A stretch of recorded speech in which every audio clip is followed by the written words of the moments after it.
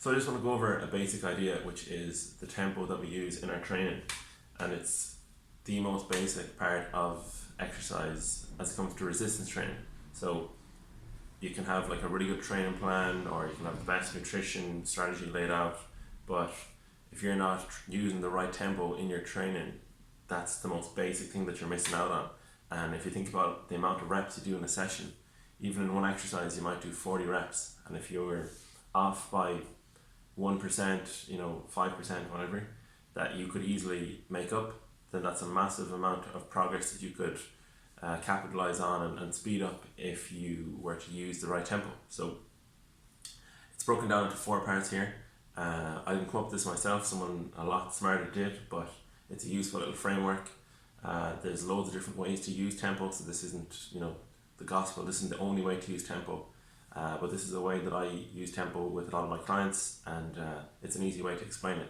So you start off and you have the concentric part of the movement, so that's just when the muscle is shortening essentially. So I think it's kind of common knowledge now, but if it's not, I'll just run through it quickly. So when you're training the muscle doing resistance training, you want to get a squeeze in the muscle or a shortening, and then a stretch, and then it's the tension of the squeezing and the stretching that breaks down the muscle, and then with the proper nutrition and recovery and rest over time, the muscle builds back up stronger. Alright, so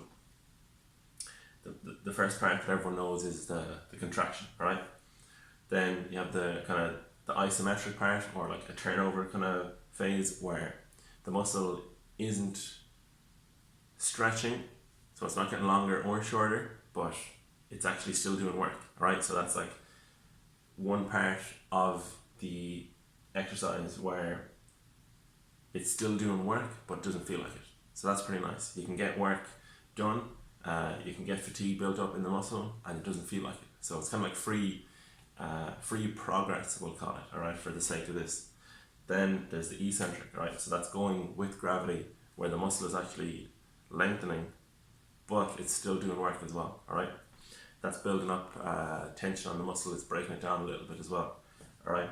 A really good example of that would be, let's say you're sprinting, or you're in a running race, or you're playing a field sport, alright?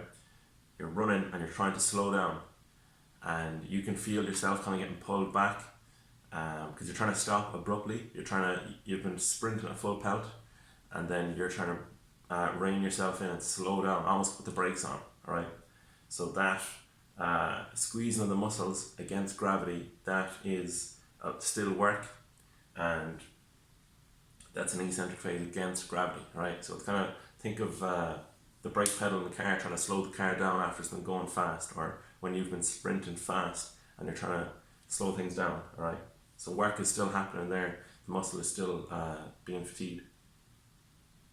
And then after all this, once you go through another rep, or you're about to go into another rep, there's still work being done because the muscle is contracting but it's not moving again. Alright, so the muscle is getting shorter, the muscle is working but not changing length, the muscle is shortening against lengthening against gravity. Alright, and then the muscle isn't changing shape but it's still doing work. Okay, so you can see here it's all about getting the muscle to do work in a kind of strategic way. Okay, so if you're going against gravity, so if I have a dumbbell here, so if I was to do an overhead press, alright, instinctively we know, or most people know, or they've seen other people train and they know, you don't go as slow as you can against gravity, right? Why? Because it's hard enough as it is. Gravity's doing the work for us, it's putting pressure on the muscle anyway. So then how do you utilize gravity to the best of your ability? You go as fast as you can. You literally try and go for, it's going to be like 0 to 0.5 seconds, right? So think of a pull-up, okay? Pull-ups are hard enough as they are. So you're going to pull as hard and as fast as you can, under control, to get your body up against the force of gravity, okay?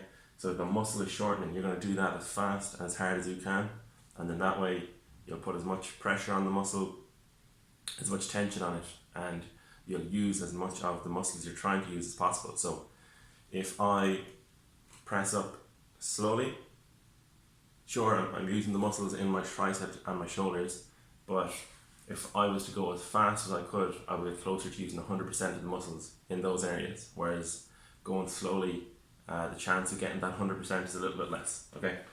So then when I get to the top of the rep here, the turnover kind of phase, the muscle is still doing work here, obviously, because it's holding the dumbbell, but nothing is changing shape, alright?